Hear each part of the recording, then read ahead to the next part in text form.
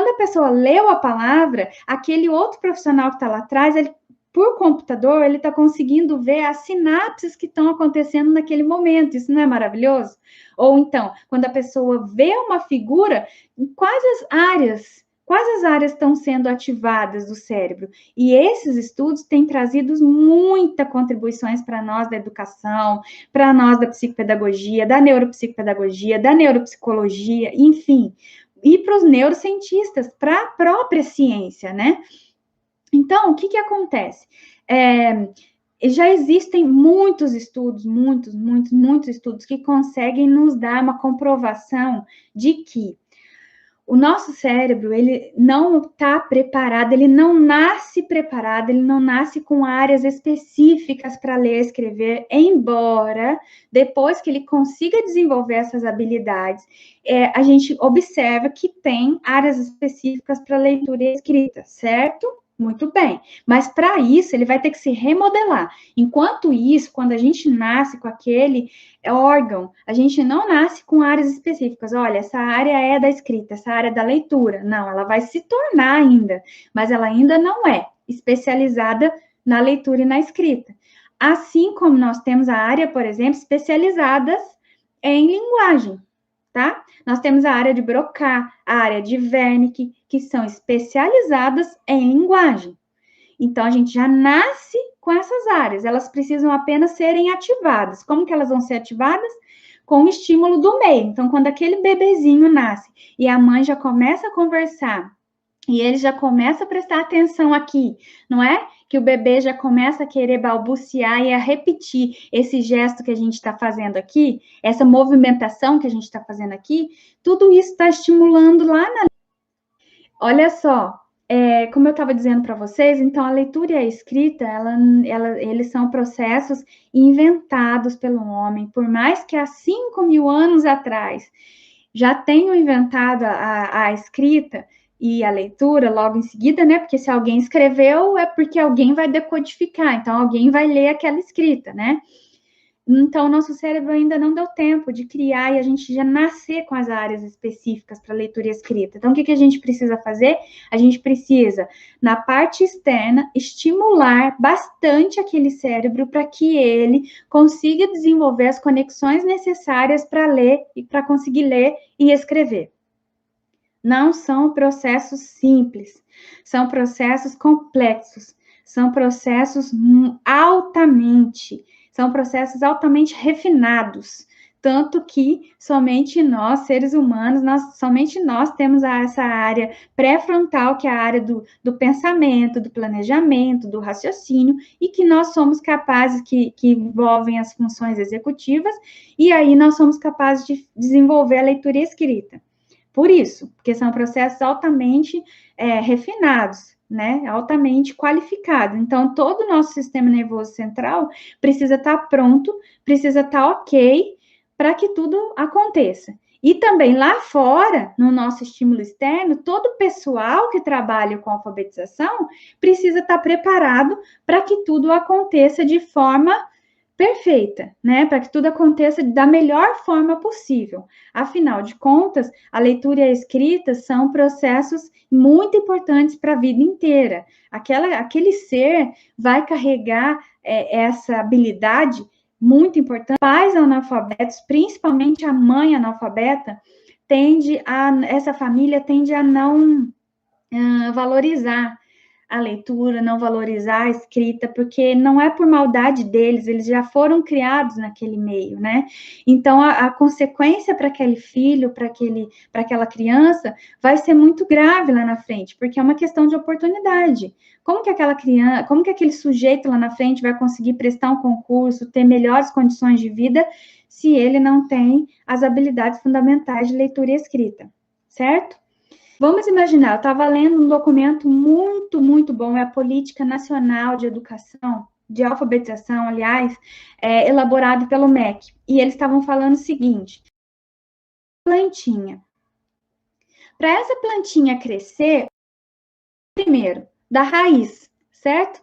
Essa raiz precisa ser uma raiz firme, ela precisa ser uma raiz que vai conseguir puxar os nutrientes importantes para ela conseguir crescer.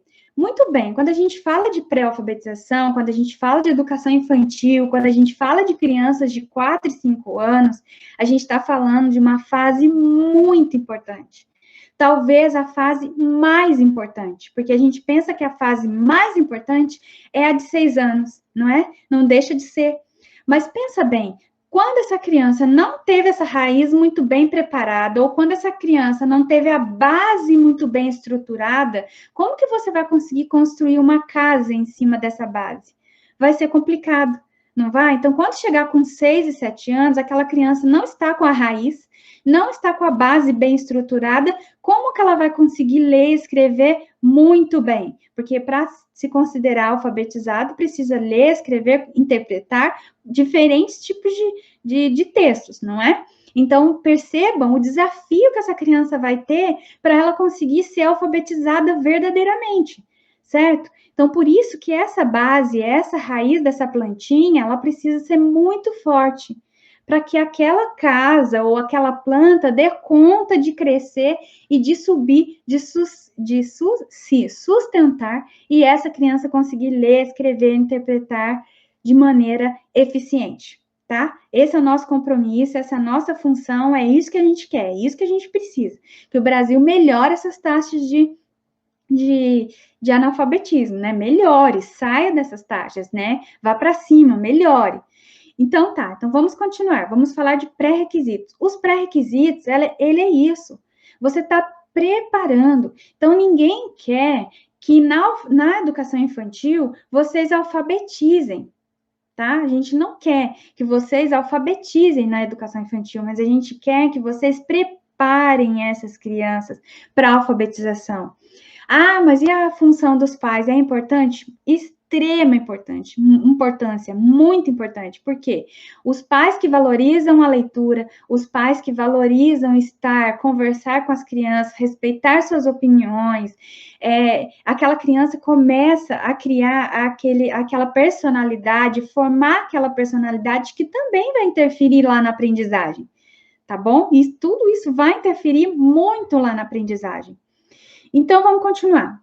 A gente viu que existem pesquisas, existem estudos que nos dizem, que nos fazem grandes revelações de quais habilidades a gente precisa preparar lá na educação infantil, com 4 e 5 anos, para a gente conseguir dar conta de alfabetizar aquela criança na idade certa, com 6 a 7 anos, certo?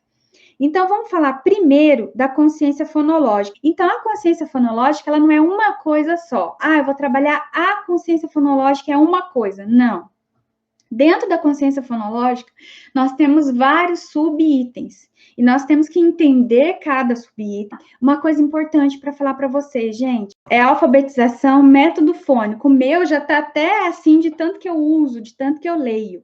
Eu uso muito esse livro aqui, ó. Alfabetização método fônico, ele ajuda muito, ele tem o passo a passo, ele é indicado para aplicar na sala de aula, mas para vocês que estão querendo saber sobre a alfabetização, é muito bom. E nesse livro aqui, eles indicam começar pelas vogais. Por quê? Porque as vogais são sons únicos. Então, por exemplo, quando eu falo o A é a letra A, certo? Quando eu falo E, I, O, U, cada som que eu falo é o som único, então eu consigo relacionar o som com a letra. Então, o fonema com o grafema, certo? Então, para criança de 4 e 5 anos, por exemplo, que vocês colocam as figuras ali, eu indico para vocês começarem com as figuras de vogais, e aí vocês pedem para a criança achar, por exemplo, vamos aqui, o que começa com A? Aí vão perguntar, aí ele vai pôr a mão aqui, ele vai pôr a mão ou vai falar o nome. Ah, igreja, será que é igreja? Será que começa com A? Olha, o som é diferente, não é? Isso aí já é consciência fonêmica. Agora, quando a gente for entrar nos fonemas mais difíceis, aí a gente precisa muito cuidado. Por quê? Porque eles realmente a consciência fonêmica ela é a última a ser desenvolvida.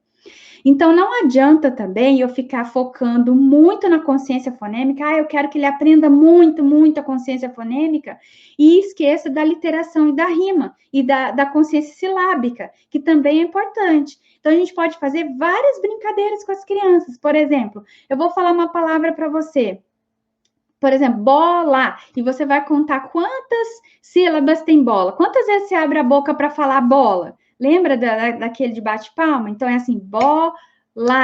Então, isso é consciência silábica. Então, não adianta eu também ficar batendo lá na consciência fonêmica se eles não têm os outros pré-requisitos aqui atrás, que é rima, aliteração e consciência silábica. Tá bom? Então, tudo de consciência, manipulação silábica, transposição silábica, tudo isso é muito importante para a criança já ir desenvolvendo essa consciência fonológica, tá?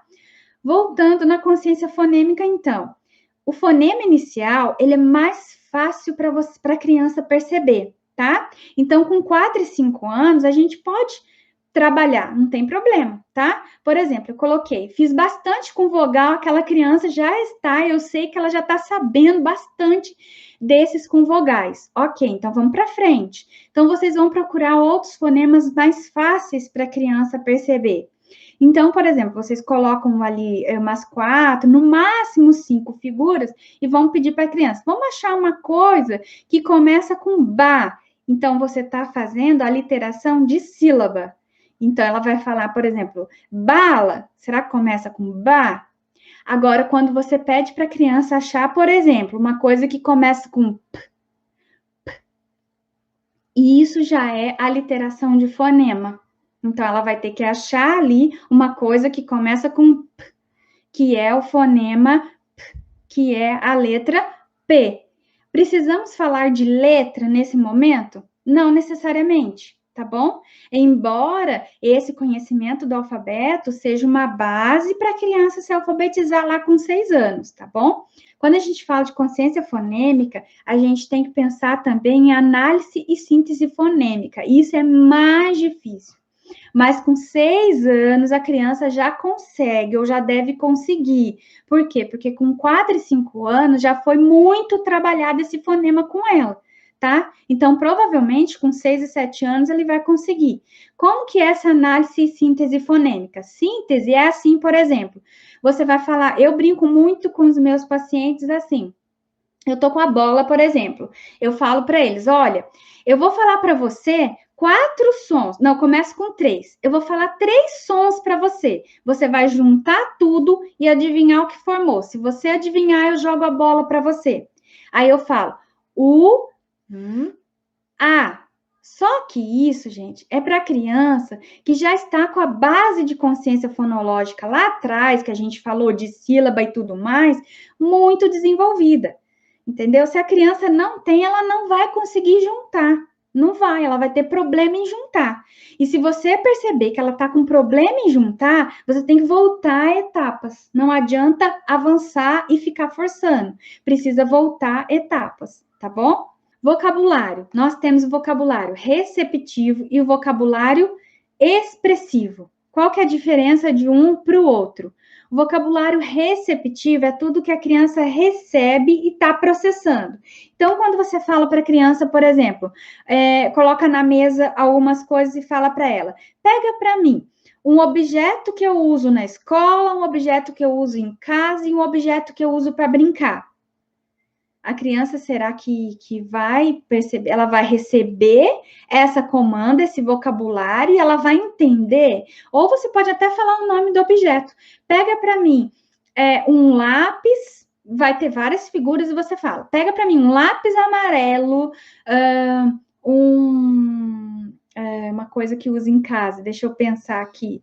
Pega para mim uma colher e pega para mim uma pazinha, que é o que você usa para brincar, por exemplo. Então, a criança está recebendo esse vocabulário, está processando e ela está dando uma resposta. Isso é vocabulário receptivo. Ela está recebendo essa linguagem, o que ela está fazendo com essa linguagem? Ela está conseguindo processar da maneira correta ou não? Ela se perde, ela não consegue ter atenção, ela não consegue processar, e aí a gente precisa investigar o que está acontecendo. Vocabulário expressivo é o quanto aquela criança está expressando. Tem criança que tem um vocabulário mais pobre. O que acontece? Tem um estudo comprovando, evidenciando, né, que crianças com família que tem pouca conversa, que tem pouco contato, os cuidadores têm pouca conversa com a criança, pouco contato com a criança, e família também de baixa renda, de classe baixa, elas não elas escutam 30 milhões, algum número assim de palavras a menos do que as crianças mais favorecidas, que os pais conversam, que valorizam a leitura, que tem muito, que essa criança consegue ter muito contato com essa parte de literatura, de leitura, de conversa, de vocabulário, o vocabulário é mais enriquecido. Então, vocês percebam que aí essa criança já consegue ter uma questão de desigualdade, né? Desigualdade. E essa desigualdade é a questão de oportunidade que eu comentei com vocês.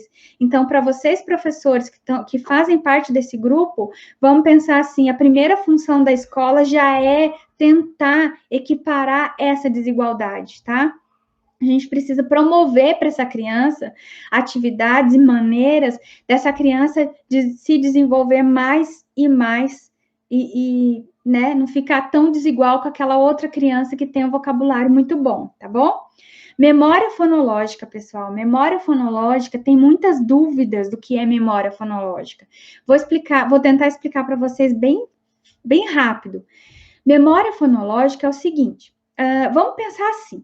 Lembra que eu falei para vocês que o nosso sistema nervoso periférico, que são os nossos sentidos, eles estão captando do meio tudo que é estímulo importante para levar para o processamento no sistema nervoso central? Então, essa memória fonológica, como que ela procede? Essa entrada, quando a gente tem um estímulo do meio e entra alguma coisa, a gente fala que é um input, certo? Então, está entrando uma coisa para o sistema nervoso processar. Essa entrada é uma entrada auditiva. Quando eu tenho uma entrada auditiva, ela vai para a memória de curto prazo. Lembra que, principalmente naqueles primeiros materiais, eu falei muito para vocês de memória de curto prazo, ou memória de trabalho também. Tem pesquisadores que separam essas memórias. E tem pesquisador que já acha que memória de curto prazo é junto com a memória de trabalho, tá? Suponhamos que seja separado. Então, se eu falei, por exemplo, eu encontrei uma amiga e essa amiga me falou o seguinte: anota meu número de telefone. Aí eu falo: nossa, eu esqueci o celular, esqueci uma caneta. E ela fala: olha, anota rápido, eu vou falar para você, você vai. E você vai memorizando, não é? Você vai memorizando 99, tal, não posso esquecer esse número. Isso é memória de trabalho, tá? Porque eu ouvi uma coisa, né? No caso desse input foi auditivo, porque ela me falou uma coisa, um número, por exemplo, e essa informação foi para minha memória de trabalho, tá? Então, como que é a memória fonológica? É tudo que é fonema que entrou. Então, todo input auditivo que entrou, mesmo que não foi um fonema, mas foi um som, por exemplo, a porta bateu, fez um barulho, e logo a janela bateu, fez outro barulho, e logo o cachorro latiu. Será que eu sei sequenciar? Isso é memória fonológica. Eu vou lembrar do som auditivo que entrou para eu processar. Então, eu vou lembrar, primeiro fez o barulho da porta, depois da janela, e depois o do cachorro. Então, isso é memória fonológica, tá? Então, quando a gente fala para a criança, por exemplo, eu mostrei a letra A e falei para essa criança: olha, esse aqui é o som da letra A, como que chama? A. Então, esse som que entrou é memória fonológica, tá? Então, quando a gente fala para uma criança, por exemplo, pega para mim um lápis amarelo, vamos voltar lá no vocabulário. Quando eu falo, pega um lápis amarelo, pega uma colher e pega uma pazinha vermelha, isso é memória fonológica. Então, ela vai ter que guardar essas informações, processar, na hora que ela for precisar pegar aquilo, ela vai ter que lembrar: bom, o lápis era o lápis amarelo, não era qualquer lápis, era o lápis amarelo, certo? Então, isso é memória fonológica. A memória fonológica é muito importante para a alfabetização, certo? Então, sabe aquela criança, por exemplo, que quando você ensina essa letra, a letra B, você mostra o visual da letra. O que entrou para a criança? O input visual. Então, ela viu a forma da letra B. E você falou o som B, B. Essa letra tem som B. E essa letra chama B, certo? Então, isso é memória fonológica, porque entrou um som. Se ela não tiver boa memória fonológica, no outro dia ela vai esquecer. Você vai ensinar de novo, no outro dia ela vai esquecer. Ou, minutos depois, você vai perguntar, como que chama essa letra mesmo? Ela já esqueceu. Então, se você percebeu isso, o que você tem que treinar? Memória fonológica.